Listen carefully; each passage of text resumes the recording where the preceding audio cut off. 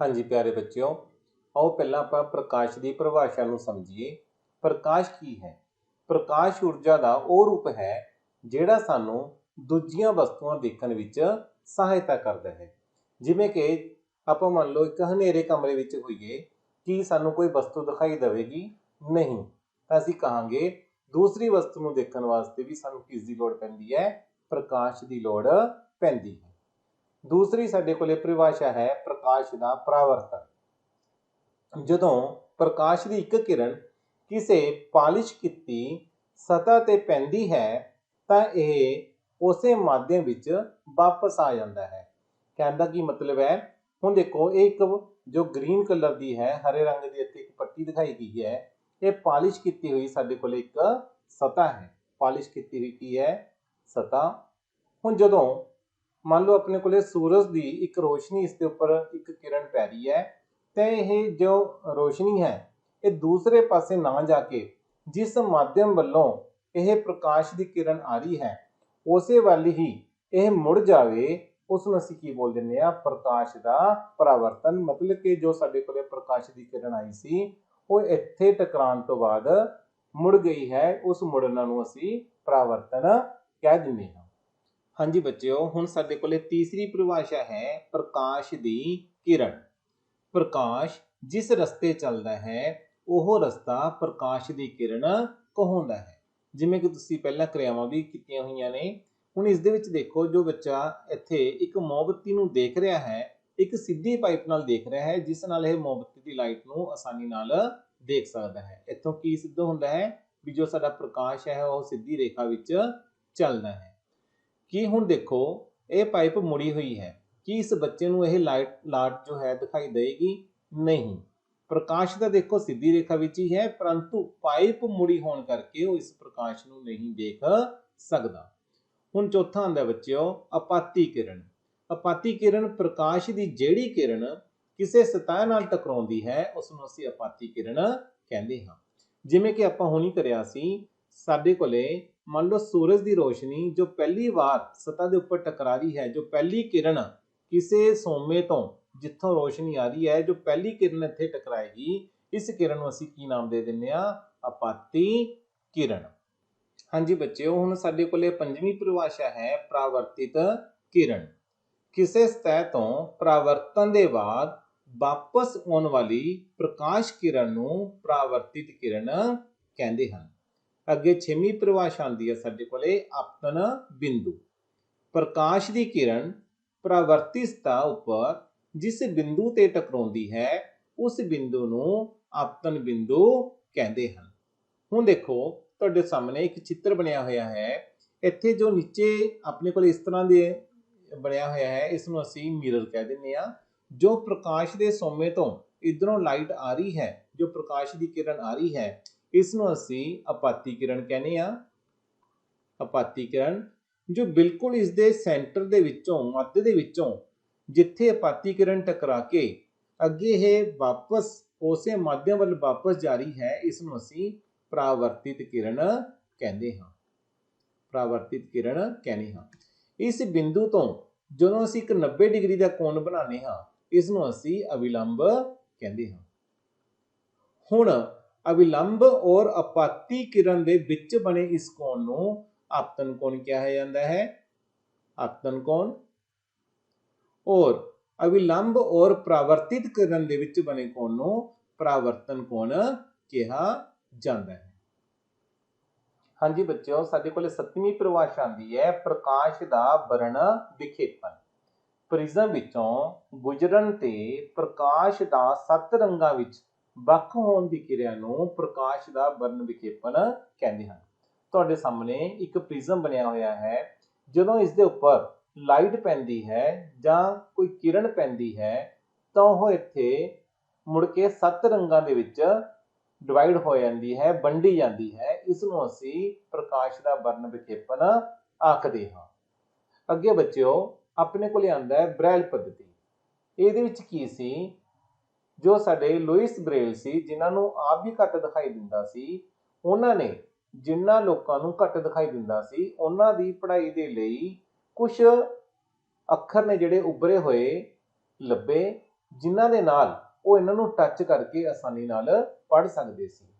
Brill ਪੱਧਤੀ ਦੀ ਵਰਤੋਂ ਕਰਕੇ ਘੱਟ ਦ੍ਰਿਸ਼ਟੀ ਵਾਲੇ ਵਿਅਕਤੀ ਪੜ੍ਹ ਲਿਖ ਸਕਦੇ ਸਨ। ਇਹਨਾਂ ਪੈਟਰਨਾਂ ਨੂੰ ਜਦੋਂ ਬ੍ਰੈਲ ਸ਼ੀਟ ਉੱਤੇ ਉਭਾਰਿਆ ਜਾਂਦਾ ਤਾਂ ਘੱਟ ਦ੍ਰਿਸ਼ਟੀ ਵਾਲੇ ਵਿਅਕਤੀ ਨੂੰ ਛੂ ਕੇ ਸ਼ਬਦਾਂ ਨੂੰ ਪਛਾਣਨ ਵਿੱਚ ਸਹਾਇਤਾ ਕਰਦੇ ਸਨ। ਸਪਰਸ਼ ਨੂੰ ਆਸਾਨ ਬਣਾਉਣ ਲਈ ਬਿੰਦੂਆਂ ਨੂੰ ਥੋੜਾ ਉਭਾਰ ਦਿੱਤਾ ਜਾਂਦਾ ਸੀ। ਹਾਂਜੀ ਬੱਚਿਓ, ਹੁਣ ਆਪਾਂ ਅਭਿਆਸ ਦੇ ਪ੍ਰਸ਼ਨ ਦੇਖਦੇ ਹਾਂ। ਦੇਖੋ ਇੱਥੇ ਪਹਿਲਾ ਪ੍ਰਸ਼ਨ ਆਉਂਦਾ ਹੈ, ਮੰਨ ਲਓ ਤੁਸੀਂ ਇੱਕ ਹਨੇਰੇ ਕਮਰੇ ਵਿੱਚ ਹੋ। ਕੀ ਤੁਸੀਂ ਹਨੇਰੇ ਕਮਰੇ ਵਿੱਚ ਵਸਤੂ ਨੂੰ ਵੇਖ ਸਕਦੇ ਹੋ? ਜਿਵੇਂ ਕਿ ਆਪਾਂ ਨੇ ਸਟਾਰਟਿੰਗ ਦੇ ਵਿੱਚ ਹੀ ਦੇਖਿਆ ਸੀ ਪ੍ਰਕਾਸ਼ ਦੀ ਪਰਿਭਾਸ਼ਾ ਵਿੱਚ, ਕੀ ਆਪਾਂ ਹਨੇਰੇ ਕਮਰੇ ਵਿੱਚ ਵਸਤੂ ਨੂੰ ਵੇਖ ਸਕਦੇ ਹਾਂ? ਬਿਲਕੁਲ ਵੀ ਨਹੀਂ, ਆਪਾਂ ਹਨੇਰੇ ਕਮਰੇ ਵਿੱਚ ਵਸਤੂ ਨੂੰ ਨਹੀਂ ਵੇਖ ਸਕਦੇ। ਅਗਲਾ ਪ੍ਰਸ਼ਨ ਕੀ ਆਉਂਦਾ ਹੈ, ਕੀ ਤੁਸੀਂ ਕਮਰੇ ਦੇ ਬਾਹਰ ਵਸਤੂਆਂ ਦੇਖ ਸਕਦੇ ਹੋ? ਵਿਆਖਿਆ ਕਰੋ। ਹਾਂਜੀ ਬੱਚਿਓ, ਕਮਰੇ ਦੇ ਬਾਹਰ ਅਸੀਂ ਵਸਤੂਆਂ ਨੂੰ ਵੇਖ ਸਕਦੇ ਹਾਂ। ਕਿਉਂ ਵੇਖ ਸਕਦੇ ਹਾਂ? ਕਿਉਂਕਿ ਵਸਤੂ ਤਦ ਦਿਖਾਈ ਦਿੰਦੀ ਹੈ ਜਦੋਂ ਪ੍ਰਕਾਸ਼ ਵਸਤੂ ਤੇ ਟਕਰਾ ਕੇ ਵਾਪਸ ਪਰਾਵਰਤਿਤ ਹੁੰਦਾ ਹੈ। ਹੁਣ ਦੇਖੋ, ਜਦੋਂ ਅਸੀਂ ਕਮਰੇ ਦੇ ਬਾਹਰ ਦੇਖਦੇ ਹਾਂ, ਜੋ ਪ੍ਰਕਾਸ਼ ਉਸ ਵਸਤੂ ਤੇ ਪਿਆ ਉਹ ਟਕਰਾ ਕੇ ਕਿੱਥੇ ਪਹੁੰਚਿਆ? ਸਾਡੀਆਂ ਅੱਖਾਂ ਤੱਕ, ਜਿਸ ਕਰਕੇ ਅਸੀਂ ਉਸ ਵਸਤੂ ਨੂੰ ਦੇਖ ਸਕਦੇ ਹਾਂ। ਹਾਂਜੀ ਬੱਚਿਓ, ਹੁਣ ਆਪਣਾ ਦੂਸਰਾ ਪ੍ਰਸ਼ਨ ਹੈ, ਨੀਯਮਿਤ ਔਰ ਖਿਲਰਵਾਂ ਪਰਾਵਰਤਨ ਵਿੱਚ ਅੰਤਰ ਦੱਸੋ। ਕਿ ਖਿਲਰਵੇਂ ਪਰਾਵਰਤਨ ਦਾ ਅਰਥ ਹੈ ਪਰਾਵਰਤਨ ਦੇ ਨਿਯਮ ਫੇਲ ਹੋ ਗਏ ਹਨ। ਆਓ ਬੱਚਿਓ ਇਸ ਨੂੰ ਸਮਝੀਏ। ਸਭ ਤੋਂ ਪਹਿਲਾਂ ਆਪਣੇ ਕੋਲ ਆਉਂਦਾ ਹੈ ਨੀਯਮਿਤ ਪਰਾਵਰਤਨ। ਆਓ ਇਸ ਨੂੰ ਪਹਿਲਾਂ ਇਸ ਡਾਇਗਰਾਮ 'ਚ ਸਮਝੀਏ। ਦੇਖੋ, ਜਦੋਂ ਪ੍ਰਕਾਸ਼ ਦੀ ਕਿਰਨ ਸਿੱਧੀ ਕਿਸੇ ਉੱਪਰ ਸਮਤਲ ਸਤ੍ਹਾ ਤੇ ਪੈਂਦੀ ਹੈ ਤਾਂ ਦੇਖੋ ਉਹ ਮੁੜਦੀ ਕਿਸ ਤਰ੍ਹਾਂ ਹੈ? ਇੱਕ ਸਮਾਂਤਰ ਦੇ ਵਿੱਚ। ਇੱਕ ਸਮਾਂਤਰ ਦੇ ਵਿੱਚ ਦੇਖੋ ਪ੍ਰਕਾਸ਼ ਦੀ ਕਿਰਨ ਮੁੜ ਰਹੀ ਹੈ, ਇੱਕ ਦੂਜੇ ਨਾਲ ਨਹੀਂ ਟਕਰਾ ਰਹੀ, ਬਿਲਕੁਲ ਸਮਾਂਤਰ ਜਾ ਰਹੀ ਹੈ। ਕੀ ਹੁੰਦਾ ਹੈ ਇਹ ਪਰਾਵਰਤਨ? ਮੁਲਾਇਮ ਅਤੇ ਸਮਤਲ ਸਤ੍ਹਾ ਤੇ ਹੁੰਦਾ ਹੈ। ਦੇਖੋ ਬਿਲਕੁਲ ਮੁਲਾਇਮ ਔਰ ਸਮਤਲ ਜਗ੍ਹਾ ਹੈ। ਅੱਗੇ ਪਰਾਵਰਤਨ ਤੋਂ ਬਾਅਦ ਕਿਰਨਾਂ ਸਮਾਂਤਰ ਹੁੰਦੀਆਂ ਹਨ। ਦੇਖੋ ਪ੍ਰਕਾਸ਼ ਦੀ ਕਿਰਨ ਆ ਰਹੀ ਹੈ ਤੇ ਵਾਪਸ ਜਦੋਂ ਮੁੜਦੀ ਹੈ ਤਾਂ ਬਿਲਕੁਲ ਹੀ ਸਮਾਂਤਰ ਜਾਰੀ ਹੁੰਦੀ ਹੈ ਉਸੇ ਮਾਧਿਅਮ ਵਾਲੇ ਪਾਸੇ। ਅੱਗੇ ਆਂਦਾ ਬੱਚਿਓ ਖਿਲਰਵਾਂ ਪਰਾਵਰਤਨ। ਇਹ ਪਰਾਵਰਤਨ ਖੁਰਦਰੀ ਸਤ੍ਹਾ ਤੇ ਹੁੰਦਾ ਹੈ। ਤਾਂ ਤੁਹਾਡੇ ਸਾਹਮਣੇ ਇੱਥੇ ਇੱਕ ਪਿਕਚਰ ਬਣੀ ਹੋਈ ਹੈ। ਜੋ ਇੱਥੇ ਪਰਾਵਰਤਨ ਹੁੰਦਾ ਹੈ, ਇੱਥੇ ਮੈंने ਇੱਕ ਸਤ੍ਹਾ ਦੇਖੋ ਇਸ ਤਰ੍ਹਾਂ ਦੀ ਲਈ ਹੋਈ ਹੈ, ਖੁਰਦਰੀ, ਬਿਲਕੁਲ ਖੁਰਦਰੀ, ਪਲੇਨ ਨਹੀਂ ਹੈ। ਅੱਗੇ ਪਰਾਵਰਤਿਤ ਕਿਰਨਾਂ ਸਮਾਂਤਰ ਨਹੀਂ ਹੁੰਦੀਆਂ। ਦੇਖੋ ਪ੍ਰਕਾਸ਼ ਦੀ ਕਿਰਨ ਆਈ, ਕੁਝ ਕਿਰਨਾਂ ਨੇ ਜਿਹੜੀਆਂ ਇਸ ਤਰ੍ਹਾਂ ਗਈਆਂ ਔਰ ਕੁਝ ਕਿਰਨਾਂ ਨੇ ਜਿਹੜੀਆਂ ਵਾਪਸ ਵੀ ਹੋਣਗੀਆਂ, ਕੁਝ ਕਿਰਨਾਂ ਨੇ ਜਿਹੜੀਆਂ ਇੱਕ ਦੂਜੇ ਨਾਲ ਟਕਰਾਣਗੀਆਂ ਵੀ। ਇਸ ਤਰ੍ਹਾਂ ਦੇ ਪਰਾਵਰਤਨ ਨੂੰ ਅਸੀਂ ਖਿਲਰਵਾਂ ਪਰਾਵਰਤਨ ਕਹਿੰਦੇ ਹਾਂ। ਹੁਣ ਅਗਲਾ ਸੀ ਕਿ ਖਿਲਰਵੇਂ ਪਰਾਵਰਤਨ ਦਾ ਅਰਥ ਹੈ ਪਰਾਵਰਤਨ ਦੇ ਨਿਯਮ ਫੇਲ ਹੋ ਗਏ ਹਨ। ਤਾਂ ਇੱਥੇ ਕੀ ਕਹਾਂਗੇ? ਨਹੀਂ, ਖਿਲਰਵੇਂ ਪਰਾਵਰਤਨ ਵਿੱਚ ਵੀ ਪਰਾਵਰਤਨ ਦੇ ਨਿਯਮ ਦਾ ਪਾਲਣ ਹੁੰਦਾ ਹੈ।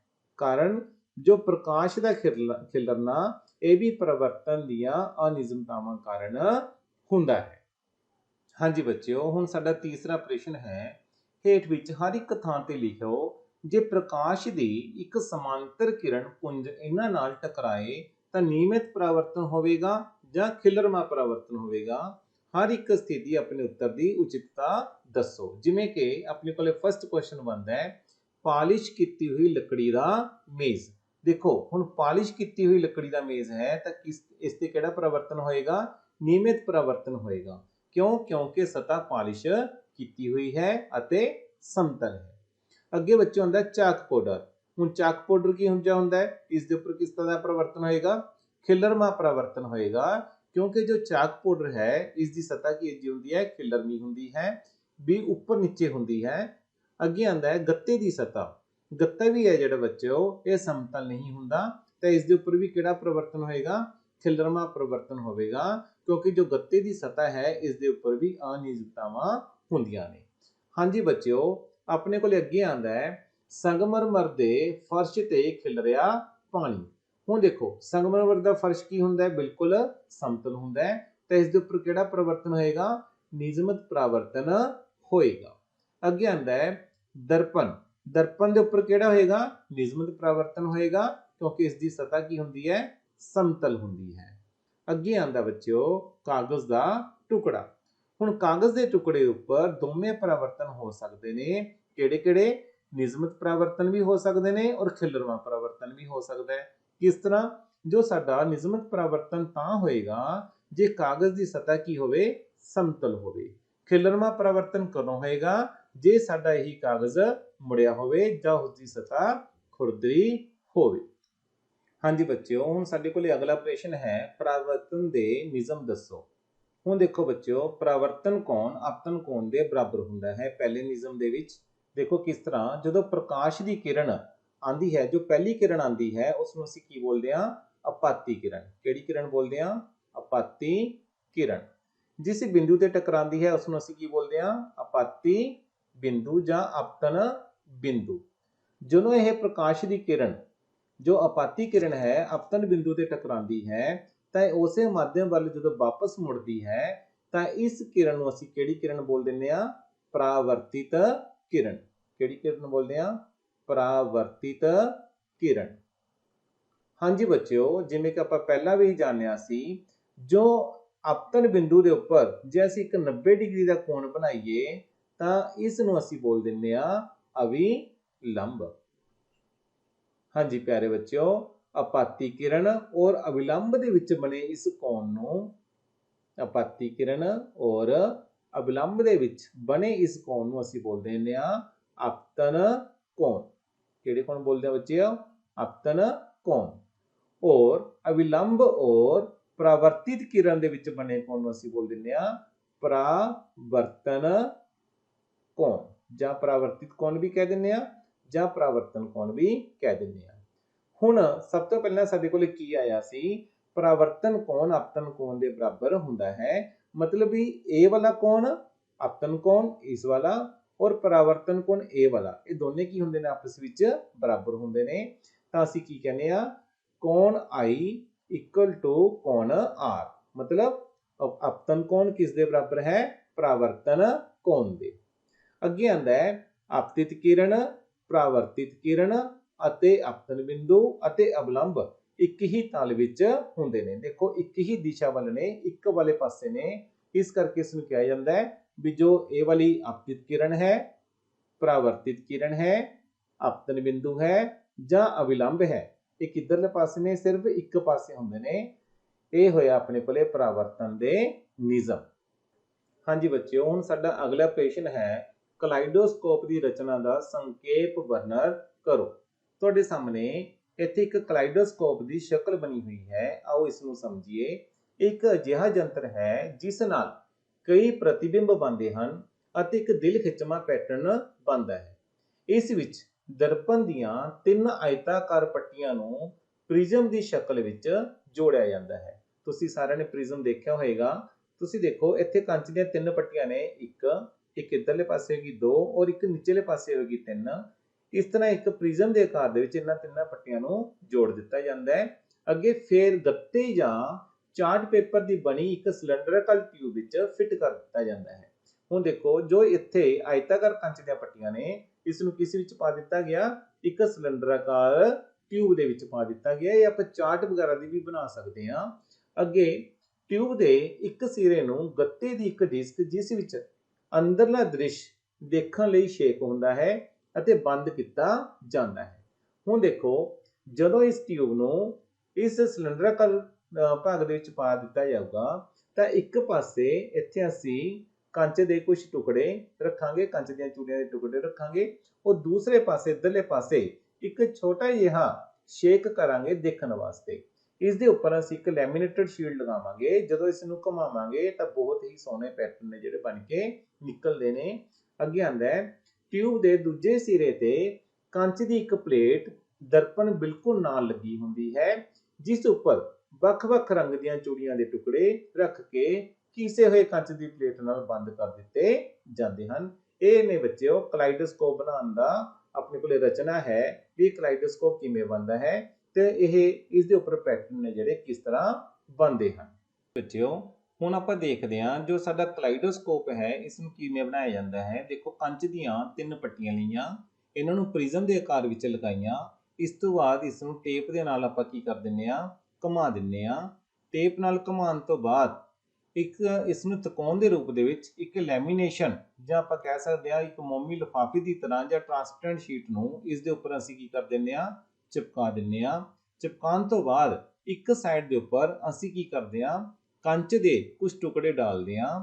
ਕੰਚ ਦੇ ਟੁਕੜੇ ਡਾਲਣ ਤੋਂ ਬਾਅਦ ਦੇਖੋ ਕੀ ਹੋਏਗਾ, ਇੱਥੇ ਅਸੀਂ ਨੂੰ ਲੋਕ ਲਗਾਵਾਂਗੇ ਤੇ ਇਸ ਤਰ੍ਹਾਂ ਦਾ ਪੈਟਰਨ ਜੋ ਹੈ ਸਾਡੇ ਕੋਲੇ ਬਣ ਕੇ ਆਏਗਾ। ਹਾਂਜੀ ਬੱਚਿਓ, ਆਪਣਾ 6ਵਾਂ ਪ੍ਰਸ਼ਨ ਆਂਦਾ ਹੈ ਖਾਲੀ ਸਥਾਨ ਭਰੋ। ਪਹਿਲਾਂ ਇਸ ਦੇ ਵਿੱਚ ਆਂਦਾ ਹੈ ਇੱਕ ਸਮਤਲ ਦਰਪਣ ਦੇ ਸਾਹਮਣੇ 1 ਮੀਟਰ ਦੂਰ ਖਲੋਤਾ ਇੱਕ ਵਿਅਕਤੀ ਆਪਣੇ ਪ੍ਰਤੀਬਿੰਬ ਤੋਂ ਕਿੰਨੇ ਮੀਟਰ ਦੂਰ ਦਿਖਾਈ ਦੇਵੇਗਾ। ਇਹ ਬੱਚਿਓ ਸਾਡੇ ਕੋਲ ਇੱਥੇ ਆਏਗਾ 2 ਮੀਟਰ ਦੂਰ ਦਿਖਾਈ ਦੇਵੇਗਾ। ਅੱਗੇ ਆਂਦਾ ਹੈ ਜੇ ਕਿਸੇ ਸਮਤਲ ਦਰਪਣ ਦੇ ਸਾਹਮਣੇ ਖਲੋ ਕੇ ਤੁਸੀਂ ਆਪਣੇ ਸੱਜੇ ਹੱਥ ਨਾਲ ਆਪਣੇ ਡੈਸ਼ ਕੰਨ ਨੂੰ ਛੂਹੋ ਤਾਂ ਦਰਪਣ ਵਿੱਚ ਅਜਿਹਾ ਲੱਗੇਗਾ ਕਿ ਤੁਹਾਡਾ ਸੱਜਾ ਕੰਨ ਡੈਸ਼ ਹੱਥ ਨਾਲ ਛੂਹਿਆ ਗਿਆ। ਤੇ ਇੱਥੇ ਬੱਚਿਓ ਆਏਗਾ ਆਪਣੇ ਕੋਲੇ ਖੱਬੇ ਕੰਨ ਨੂੰ ਛੂਹੋ ਤਾਂ ਦਰਪਣ ਵਿੱਚ ਅਜਿਹਾ ਲੱਗੇਗਾ ਕਿ ਜੋ ਤੁਹਾਡਾ ਸੱਜਾ ਕੰਨ ਹੈ ਇਹ ਖੱਬੇ ਹੱਥ ਨਾਲ ਛੂਹਿਆ ਗਿਆ। ਅਗਲਾ ਬੱਚਿਓ, ਜਦੋਂ ਤੁਸੀਂ ਘੱਟ ਪ੍ਰਕਾਸ਼ ਵਿੱਚ ਵੇਖਦੇ ਹੋ ਤਾਂ ਤੁਹਾਡੀ ਪੁਤਲੀ ਦਾ ਆਕਾਰ ਵੱਧ ਹੋਏਗਾ ਤਾਂ ਅਸੀਂ ਕਹਾਂਗੇ ਵੱਡਾ ਹੋ ਜਾਂਦਾ ਹੈ। ਅੱਗੇ ਰਾਤ ਦ੍ਰਿਸ਼ਟੀ ਵਾਲੇ ਪੰਛੀਆਂ ਦੀਆਂ ਅੱਖਾਂ ਵਿੱਚ ਰਾਡ ਦੀ ਸੰਖਿਆ ਨਾਲੋਂ ਕੋਣਾਂ ਦੀ ਸੰਖਿਆ ਕੀ ਹੁੰਦੀ ਹੈ, ਘੱਟ ਹੁੰਦੀ ਹੈ। ਅੱਗੇ 7ਵਾਂ ਆਂਦਾ ਹੈ ਹੇਠ ਲਿਖਿਆਂ ਵਿੱਚੋਂ ਕਿਹੜਾ ਕਥਨ ਸਹੀ ਹੈ। ਆਪਤਨ ਕੋਣ ਪਰਾਵਰਤਨ ਕੋਣ ਦੇ ਬਰਾਬਰ ਹੁੰਦਾ ਹੈ। ਇਹ ਆਪਾਂ ਨੇ ਪੜਿਆ ਸੀ। ਦੇਖੋ ਕਿਸ ਤਰ੍ਹਾਂ ਦਾ ਚਿੱਤਰ ਆਪਾਂ ਅੱਜ ਪੜਿਆ। ਇਧਰੋਂ ਕੀ ਆਂਦੀ ਸੀ ਸਾਡੀ ਆਪਾਤੀ ਕਿਰਨ, ਕਿੱਥੇ ਟਕਰਾਂਦੀ ਸੀ, ਆਪਤਨ ਬਿੰਦੂ ਤੋਂ। ਇਧਰ ਵਾਲੇ ਜੋ ਪ੍ਰਕਾਸ਼ ਜਾਂਦਾ ਸੀ ਇਹ ਸਾਡੇ ਕੋਲੇ ਹੁੰਦੀ ਸੀ ਪਰਾਵਰਤਿਤ ਕਿਰਨ। ਜੋ ਵਿੱਚ ਇੱਕ ਲਾਈਨ ਹੁੰਦੀ ਸੀ ਇਸ ਨੂੰ ਅਸੀਂ ਕੀ ਬੋਲਦੇ ਸੀ, ਅਵਿਲੰਬ। ਇਹ ਕੋਣ ਕਿਹੜਾ ਸੀ, ਆਪਤਨ ਕੋਣ। ਇਹ ਵਾਲਾ ਕੋਣ ਕਿਹੜਾ ਸੀ, ਪਰਾਵਰਤਨ ਕੋਣ। ਅਸੀਂ ਕੀ ਪੜਿਆ ਸੀ ਵੀ ਜੋ ਆਪਤਨ ਕੋਣ ਹੈ ਉਹ ਕਿਸ ਦੇ ਬਰਾਬਰ ਹੁੰਦਾ ਹੈ, ਪਰਾਵਰਤਨ ਕੋਣ ਦੇ। ਤਾਂ ਇੱਥੇ ਕੀ ਬਣੂਗਾ, ਆਪਤਨ ਕੋਣ ਪਰਾਵਰਤਨ ਕੋਣ ਦੇ ਹਮੇਸ਼ਾ ਬਰਾਬਰ ਹੋਵੇਗਾ। ਅਗਲਾ ਆਂਦਾ ਬੱਚਿਓ ਸਮਤਲ ਦਰਪਣ ਦੁਆਰਾ ਬਣਾਇਆ ਗਿਆ ਪ੍ਰਤੀਬਿੰਬ ਹੁੰਦਾ ਹੈ। ਕਿਹੜਾ ਹੁੰਦਾ ਹੈ, ਹਮੇਸ਼ਾ ਯਾਦ ਰੱਖਿਓ ਤੁਸੀਂ, ਆਭਾਸੀ ਦਰਪਣ ਦੇ ਪਿੱਛੇ ਵਸਤੂ ਦੇ ਸਾਈਜ਼ ਦੇ ਬਰਾਬਰ ਹੋਏਗਾ। ਹਾਂਜੀ ਪਿਆਰੇ ਬੱਚਿਓ, ਸਾਡੀ ਕਿਤਾਬ ਦੇ ਵਿੱਚ ਇੱਕ ਮਨੁੱਖੀ ਅੱਖ ਦਾ ਚਿੱਤਰ ਹੈ ਜੋ ਪੇਪਰ ਦੇ ਵਿੱਚ ਹਮੇਸ਼ਾ ਬਣਾਉਣ ਲਈ ਆਉਂਦਾ ਹੈ। ਤਾਂ ਇਸ ਦੀ ਵੱਧ ਤੋਂ ਵੱਧ ਬੱਚਿਓ ਤੁਸੀਂ ਅਭਿਆਸ ਕਰੋ ਇਸ ਨੂੰ ਬਣਾਉਣ ਦਾ। ਮੈਂ ਤੁਹਾਨੂੰ ਇਸ ਬਾਰੇ ਥੋੜੀ ਜਿਹੀ ਬਰੀਫ ਦੇ ਵਿੱਚ ਜਾਣਕਾਰੀ ਦਵਾਂਗਾ। ਸਭ ਤੋਂ ਪਹਿਲਾਂ ਬੱਚਿਓ ਅਸੀਂ ਕਾਰਨੀਆ ਬਾਰੇ ਜਾਣਦੇ ਹਾਂ। ਕਾਰਨੀਆ ਕੀ ਹੁੰਦਾ ਹੈ, ਇਹ ਸਾਡੇ ਪਾਰਦਰਸ਼ੀ ਭਾਗ ਹੁੰਦਾ ਅੱਖ ਦਾ। ਔਰ ਬੱਚਿਓ ਜੋ ਸਾਡੇ ਕਾਰਨੀਆ ਦੇ ਪਿੱਛੇ ਇੱਕ ਗੂੜੇ ਰੰਗ ਦੀਆਂ ਪੇਸ਼ੀਆਂ ਹੁੰਦੀਆਂ ਨੇ ਜਿਸ ਨਾਲ ਸਾਡੀ ਅੱਖ ਦਾ ਰੰਗ, ਜਿਸ ਨੂੰ ਆਪਾਂ ਕਹਿੰਦੇ ਹਾਂ ਬੰਦਿਆਂ, ਕਈਆਂ ਦਾ ਰੰਗ ਨੀਲਾ ਹੁੰਦਾ ਹੈ ਅੱਖਾਂ ਦਾ, ਕਈਆਂ ਦਾ ਰੰਗ ਭੂਰਾ ਹੁੰਦਾ ਹੈ। ਉਹ ਕਿਸ ਕਰਕੇ ਹੁੰਦਾ, ਸਾਡੇ ਆਇਰਸ ਕਰਕੇ ਹੁੰਦਾ ਹੈ। ਜਦੋਂ ਅਸੀਂ ਕਿਸੇ ਵਸਤੂ ਨੂੰ ਵੇਖਦੇ ਹਾਂ ਉਹ ਵੇਖਣ ਵਿੱਚ ਕੌਣ ਮਦਦ ਕਰ ਰਿਹਾ ਹੁੰਦਾ, ਸਾਡਾ ਲੈਂਜ਼ ਮਦਦ ਕਰ ਰਿਹਾ ਹੁੰਦਾ ਹੈ ਜੋ ਇਸ ਦਾ ਪ੍ਰਤੀਬਿੰਬ ਬਣਾ ਰਿਹਾ ਹੁੰਦਾ ਹੈ। ਇਹ ਪ੍ਰਤੀਬਿੰਬ ਬੱਚਿਓ ਸਾਡਾ ਬਣਦਾ ਹੁੰਦਾ ਹੈ ਰੈਟੀਨਾ ਦੇ ਉੱਪਰ। ਕਿਸ ਦੇ ਉੱਪਰ ਬਣਦਾ ਹੈ, ਰੈਟੀਨਾ ਦੇ ਉੱਪਰ। ਉਹ ਜੋ ਸਾਡੇ ਲੈਂਜ਼ ਹੁੰਦੇ ਨੇ ਇਹਨਾਂ ਦੇ ਆਕਾਰ ਵਿੱਚ ਜੋ ਪਰਿਵਰਤਨ ਕਰਦਾ ਹੈ, ਇਸ ਨੂੰ ਛੋਟਾ ਜਾਂ ਵੱਡਾ ਕਰਦਾ ਹੈ, ਇਸ ਨੂੰ ਕਰਦੇ ਨੇ ਸਿਲਰੀ ਮਸਲਸ, ਜਿਨ੍ਹਾਂ ਨੂੰ ਅਸੀਂ ਪੰਜਾਬੀ ਚ ਕਹਿ ਦਿੰਦੇ ਆ ਸਿਲਅਰੀ ਪੱਠੇ। ਹੁਣ ਬੱਚਿਓ ਇੱਕ ਆਪਣੇ ਕੋਲੇ ਆਂਦਾ ਆਪਟਿਕ ਨਰਵ, ਜਿਸ ਨੂੰ ਅਸੀਂ ਬੋਲਦੇ ਆ ਪ੍ਰਕਾਸ਼ ਨਸ। ਹੁਣ ਤੁਸੀਂ ਦੇਖਿਆ ਹੋਊਗਾ ਕਈ ਵਾਰ ਅੱਖ ਦੇ ਕੋਲੇ ਜੇ ਆਪਾਂ ਕੋਈ ਸੂਈ ਵਗੈਰਾ ਲੈ ਕੇ ਜਾਈਏ ਜਾਂ ਕੋਈ ਸੱਪ ਵਗੈਰਾ ਦੇਖੀਏ ਤਾਂ ਇੱਕੋ ਦਮ ਸਾਡੀ ਜੋ ਅੱਖ ਹੈ ਉਹ ਇੱਕ ਰਿਐਕਟ ਕਰਦੀ ਹੈ। ਤਾਂ ਉਹ ਸਾਡਾ ਸੰਦੇਸ਼ ਕਿਹਦੇ ਕੋਲੇ ਲੈ ਕੇ ਜਾਂਦੀ ਹੈ, ਦਿਮਾਗ ਕੋਲੇ ਲੈ ਕੇ ਜਾਂਦੀ ਹੈ। ਉਹ ਦਿਮਾਗ ਤੱਕ ਜੋ ਸੰਦੇਸ਼ ਲੈ ਕੇ ਜਾਂਦੀ ਹੈ ਨਸ, ਉਸ ਨੂੰ ਅਸੀਂ ਕੀ ਬੋਲ ਦਿੰਦੇ ਆ, ਪ੍ਰਕਾਸ਼ ਨਸ। ਹਾਂਜੀ ਬੱਚਿਓ, ਸਾਡਾ ਅਗਲਾ ਪ੍ਰਸ਼ਨ ਆਂਦਾ ਹੈ ਵਰਣਨ ਕਰੋ ਕਿ ਤੁਸੀਂ ਆਪਣੀ ਅੱਖਾਂ ਦੀ ਦੇਖਭਾਲ ਕਿਵੇਂ ਕਰੋਗੇ। ਹਾਂਜੀ ਬੱਚਿਓ, ਅੱਖਾਂ ਦੀ ਦੇਖਭਾਲ ਕਰਨ ਲਈ ਸਾਨੂੰ ਕੁਝ ਗੱਲਾਂ ਦਾ ਖਾਸ ਖਿਆਲ ਰੱਖਣਾ ਪੈਂਦਾ ਹੈ। ਆਓ ਸਮਝੀਏ। ਦੇਖੋ ਜੋ ਸਾਡਾ ਪਹਿਲਾ ਪੁਆਇੰਟ ਬਣੇਗਾ ਉਹ ਹੈ ਜੇ ਕੋਈ ਸਮੱਸਿਆ ਵੀ ਹੈ ਤਾਂ ਤੁਹਾਨੂੰ ਕਿਸੇ ਅੱਖ ਮਾਹਿਰ ਕੋਲੇ ਜਾਣਾ ਚਾਹੀਦਾ ਹੈ। ਕਈ ਵਾਰ ਅਸੀਂ ਕੀ ਕਰਦੇ ਹਾਂ, ਅੱਖ ਦੇ ਵਿੱਚ ਕੋਈ ਨਕੀਲੀ ਚੀਜ਼ ਪੈਂਦੀ ਹੈ, ਅਸੀਂ ਅੱਖਾਂ ਨੂੰ ਮਲਣ ਲੱਗ ਜਾਂਦੇ ਹਾਂ। ਉਹ ਬੱਚਿਓ ਗਲਤ ਹੈ। ਜੇ ਤੁਹਾਡੀ ਸਮੱਸਿਆ ਵੱਧ ਰਹੀ ਹੈ ਤਾਂ ਸਾਨੂੰ ਕਿਸ ਕੋਲੇ ਜਾਣਾ ਚਾਹੀਦਾ ਹੈ, ਅੱਖਾਂ ਦੇ ਡਾਕਟਰ ਕੋਲੇ ਨਾਲ ਦੀ ਨਾਲ ਜਾਣਾ ਚਾਹੀਦਾ ਹੈ। ਅੱਗੇ ਆਂਦਾ ਬੱਚਿਓ ਅੱਖਾਂ ਦੀ ਨਿਯਮਿਤ ਜਾਂਚ ਕਰਵਾਉਣੀ ਚਾਹੀਦੀ ਹੈ। ਕੁਝ ਸਮੇਂ ਬਾਅਦ ਜ਼ਰੂਰ ਡਾਕਟਰ ਕੋਲੇ ਜਾਣਾ ਚਾਹੀਦਾ ਹੈ ਤਾਂ ਕਿ ਅੱਖਾਂ ਦੀ ਕੋਈ ਪ੍ਰੋਬਲਮ ਹੋਵੇ ਤਾਂ ਡਾਕਟਰ ਉਸ ਨੂੰ ਸਾਨੂੰ ਦੱਸ ਸਕਦਾ ਹੈ। ਅੱਗੇ ਬੱਚਿਓ ਤੀਸਰਾ ਪੁਆਇੰਟ ਆਂਦਾ ਹੈ ਜੇ ਸਲਾਹ ਦਿੱਤੀ ਗਈ ਹੋਵੇ ਤਾਂ ਉਚਿਤ ਐਨਕ ਦੀ ਵਰਤੋਂ ਕਰੋ। ਕਈ ਵਾਰ ਸਾਡੀ ਅੱਖਾਂ ਦੀ ਰੋਸ਼ਨੀ ਘਟ ਜਾਂਦੀ ਹੈ। ਕਈ ਬੱਚਿਆਂ ਨੂੰ ਨੇੜੇ ਦੀ ਜਾਂ ਦੂਰ ਦੀ ਨਿਗਾਹ ਦੀ ਪ੍ਰੋਬਲਮ ਹੁੰਦੀ ਹੈ ਤਾਂ ਡਾਕਟਰ ਸਾਨੂੰ ਐਨਕ ਲਗਾਉਣ ਦੀ ਸਲਾਹ ਦਿੰਦਾ ਹੈ ਤਾਂ ਸਾਨੂੰ ਐਨਕ ਦੀ ਵਰਤੋਂ ਕਰ ਲੈਣੀ ਚਾਹੀਦੀ ਹੈ। ਅੱਗੇ ਬੱਚਿਓ, ਅੱਖਾਂ ਦੇ ਲਈ ਬਹੁਤ ਘੱਟ ਜਾਂ ਬਹੁਤ ਜ਼ਿਆਦਾ ਪ੍ਰਕਾਸ਼ ਹਾਨੀਕਾਰਕ ਹੈ, ਸੋ ਸਾਨੂੰ ਪ੍ਰਕਾਸ਼ ਦੀ ਉਚਿਤ ਮਾਤਰਾ ਵਿੱਚ ਹੀ ਕੰਮ ਕਰਨਾ ਚਾਹੀਦਾ ਹੈ। ਦੇਖੋ ਬੱਚਿਓ, ਇੱਥੇ ਸਪੈਸ਼ਲੀ ਕਿਹਾ ਗਿਆ ਹੈ ਘੱਟ ਜਾਂ ਬਹੁਤ ਜ਼ਿਆਦਾ ਪ੍ਰਕਾਸ਼। ਜੇ ਅਸੀਂ ਘੱਟ ਦੇ ਪ੍ਰਕਾਸ਼ ਦੇ ਵਿੱਚ ਜਾਂ ਬਹੁਤ ਜ਼ਿਆਦਾ ਪ੍ਰਕਾਸ਼ ਵਿੱਚ ਦੇਖਾਂਗੇ ਤਾਂ ਸਾਡੀ ਅੱਖਾਂ ਨੂੰ ਨੁਕਸਾਨ ਜੋ ਹੈ ਪਹੁੰਚ ਸਕਦਾ ਹੈ। ਅੱਗੇ ਬੱਚਿਓ, ਸਾਡਾ ਪੰਜਵਾਂ ਪੁਆਇੰਟ ਆਉਂਦਾ ਹੈ ਸੂਰਜ ਜਾਂ ਕਿਸੇ ਤੇਜ਼ ਪ੍ਰਕਾਸ਼ ਦੇ ਸਰੋਤ ਨੂੰ ਕਦੇ ਵੀ ਸਿੱਧਾ ਨਾ ਦੇਖੋ। ਕਈ ਵਾਰ ਅਸੀਂ ਕੀ ਕਰਦੇ ਹਾਂ, ਸੂਰਜ ਵੱਲ ਸਿੱਧਾ ਦੇਖਣ ਦੀ ਕੋਸ਼ਿਸ਼ ਕਰਦੇ ਹਾਂ, ਜਿਸ ਨਾਲ ਸਾਡੀ ਅੱਖਾਂ ਨੂੰ ਬਹੁਤ ਜ਼ਿਆਦਾ ਨੁਕਸਾਨ ਜੋ ਹੈ ਪਹੁੰਚ ਸਕਦਾ ਹੈ। ਤਾਂ ਕੋਸ਼ਿਸ਼ ਕੀਤੀ ਜਾਵੇ ਸੂਰਜ ਵੱਲ ਕਦੇ ਵੀ ਸਿੱਧਾ ਨਾ ਦੇਖਿਆ ਜਾਵੇ। ਅੱਗੇ ਬੱਚਿਓ, ਆਪਣੀਆਂ ਅੱਖਾਂ ਨੂੰ ਕਦੇ ਵੀ ਰਗੜੋ ਨਾ। ਜੇ ਤੁਹਾਡੀਆਂ ਅੱਖਾਂ ਵਿੱਚ ਕੋਈ ਕਣ ਪੈ ਜਾਵੇ ਤਾਂ ਅੱਖਾਂ ਵਿੱਚ ਪਾਣੀ ਦੇ ਛਿੱਟੇ ਮਾਰਨੇ ਚਾਹੀਦੇ ਹਨ। ਆਮ ਤੌਰ ਤੇ ਜਦੋਂ ਹਨੇਰੀ ਵਗੈਰਾ ਚੱਲਦੀ ਹੈ ਤਾਂ ਮਿੱਟੀ ਉੱਡਦੀ ਹੈ ਤਾਂ ਸਾਡੀ ਅੱਖਾਂ ਵਿੱਚ ਕੁਝ ਕਣ ਨੇ ਜਿਹੜੇ ਪੈ ਜਾਂਦੇ ਨੇ, ਤਾਂ ਅਸੀਂ ਗਲਤੀ ਕੀ ਕਰਦੇ ਹਾਂ, ਅੱਖਾਂ ਨੂੰ ਰਗੜਨ ਲੱਗ ਜਾਂਦੇ ਹਾਂ। ਉਹ ਬੱਚਿਓ ਗਲਤ ਹੈ। ਤਾਂ ਸਾਨੂੰ ਕੀ ਕਰਨਾ ਚਾਹੀਦਾ ਹੈ, ਠੰਡੇ ਪਾਣੀ ਦੇ ਛਿੱਟੇ ਮਾਰਨੇ ਚਾਹੀਦੇ ਨੇ ਤਾਂ ਕਿ ਉਹ ਕਣ ਉਸ ਪਾਣੀ ਦੇ ਨਾਲ ਕੀ ਹੋ ਜੇ, ਬਾਹਰ ਨਿਕਲ ਜਾਵੇ। ਅੱਗੇ ਬੱਚਿਓ, ਪੜ੍ਹਨ ਸਮੱਗਰੀ ਨੂੰ ਹਮੇਸ਼ਾ ਦ੍ਰਿਸ਼ਟੀ ਦੀ ਠੀਕ ਦੂਰੀ ਉੱਤੇ ਰੱਖ ਕੇ ਹੀ ਪੜ੍ਹਨਾ ਚਾਹੀਦਾ ਹੈ। ਜਦੋਂ ਵੀ ਤੁਸੀਂ ਕੋਈ ਕਿਤਾਬ ਨੂੰ ਜਾਂ ਕਾਪੀ ਦੇ ਉੱਪਰ ਆਪਦਾ ਕੰਮ ਕਰਨ ਦੀ ਕੋਸ਼ਿਸ਼ ਕਰਦੇ ਹੋ ਤਾਂ ਜਿਹੜਾ ਤੁਹਾਡਾ ਡਿਸਟੈਂਸ ਹੈ ਆਪਦੀ ਅੱਖ ਦਾ ਜਾਂ ਉਸ ਕਿਤਾਬ ਦਾ, ਤਾਂ ਤੁਹਾਡਾ ਡਿਸਟੈਂਸ ਅਪਰੋਕਸੀਮੇਟਲੀ 25 ਸੈਂਟੀਮੀਟਰ ਤੱਕ ਹੋਣਾ ਚਾਹੀਦਾ ਹੈ। ਅੱਗੇ, ਆਪਣੇ ਭੋਜਨ ਵਿੱਚ ਵਿਟਾਮਿਨ ਏ ਵਾਲੇ ਅੰਸ਼ਾਂ ਨੂੰ ਸ਼ਾਮਿਲ ਕਰੋ, ਜਿਵੇਂ ਕਿ ਕੱਚੀ ਗਾਜਰ, ਪਾਲਕ ਅਤੇ ਹਰੀਆਂ ਸਬਜ਼ੀਆਂ, ਅੰਡੇ, ਦੁੱਧ, ਦਹੀਂ, ਮੱਖਣ, ਪਨੀਰ, ਪਪੀਤਾ, ਇਹ ਸਾਰੇ ਹੀ ਵਿਟਾਮਿਨ ਏ ਨਾਲ ਭਰਪੂਰ ਹੁੰਦੇ ਨੇ। ਦੇਖੋ ਬੱਚਿਓ, ਵਿਟਾਮਿਨ ਏ ਦੀ ਮਾਤਰਾ ਸਾਡੇ ਸਰੀਰ 'ਚ ਬਹੁਤ ਜ਼ਿਆਦਾ ਜ਼ਰੂਰੀ ਹੈ ਤਾਂ ਕਿ ਸਾਡੀਆਂ ਜਿਹੜੀਆਂ ਅੱਖਾਂ ਨੇ ਉਹ ਤੰਦਰੁਸਤ ਰਹਿ ਸਕਣ।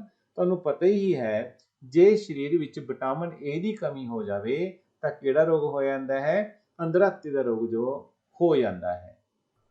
ਹਾਂਜੀ ਬੱਚਿਓ, ਸਾਡਾ ਅਗਲਾ ਕੁਐਸਚਨ ਹੈ, ਜੇ ਪਰਾਵਰਤਿਤ ਕਿਰਨ ਆਪਤਿਤ ਕਿਰਨ ਨਾਲ 90 ਡਿਗਰੀ ਦਾ ਕੋਣ ਬਣਾਏ ਤਾਂ ਆਪਤਨ ਕੋਣ ਦਾ ਮਾਪ ਕਿੰਨਾ ਹੋਵੇਗਾ।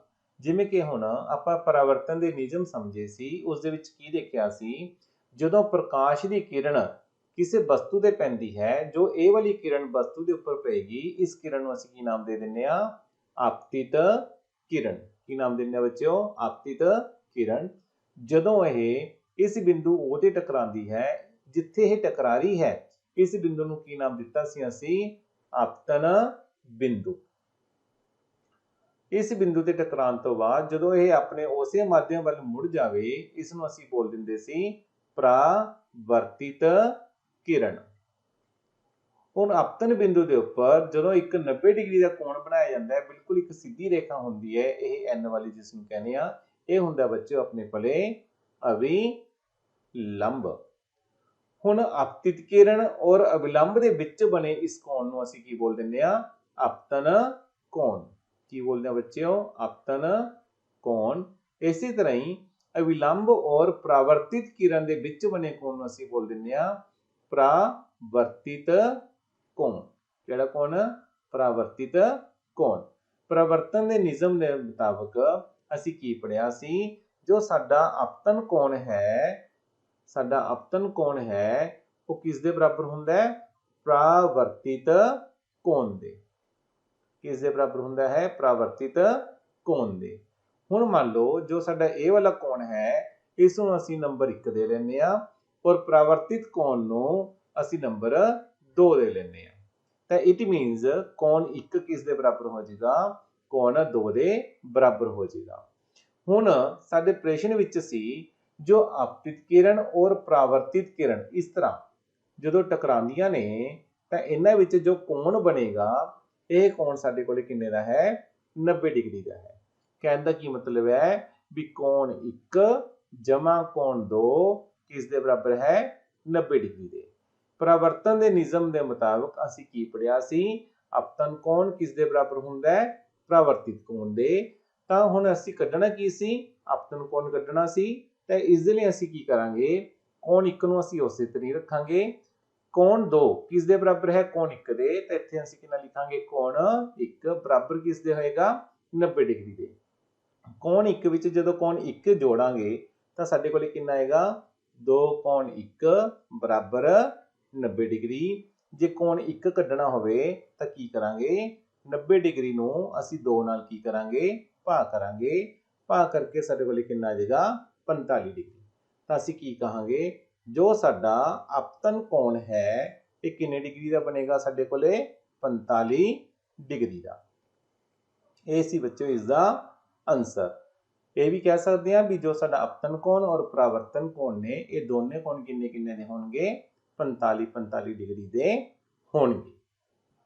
ਪਿਆਰੇ ਬੱਚਿਓ, ਅੱਜ ਦੇ ਇਸ ਲੈਕਚਰ ਦੇ ਵਿੱਚ ਅਸੀਂ ਕਲਾਸ 8ਵੀਂ ਦਾ ਪਾਠ 16ਵਾਂ ਪ੍ਰਕਾਸ਼ ਬਾਰੇ ਜਾਣਿਆ, ਇਸ ਨੂੰ ਸਮਝਿਆ। ਤੇ ਪਿਆਰੇ ਬੱਚਿਓ, ਆਪਣੀਆਂ ਕਿਤਾਬਾਂ ਖੋਲਣੀਆਂ ਨੇ, ਇਸ ਪਾਠ ਨੂੰ ਵੱਧ ਤੋਂ ਵੱਧ ਪੜ੍ਹ ਕੇ ਦੇਖਣਾ ਹੈ, ਇਸ ਨੂੰ ਸਮਝਣਾ ਹੈ।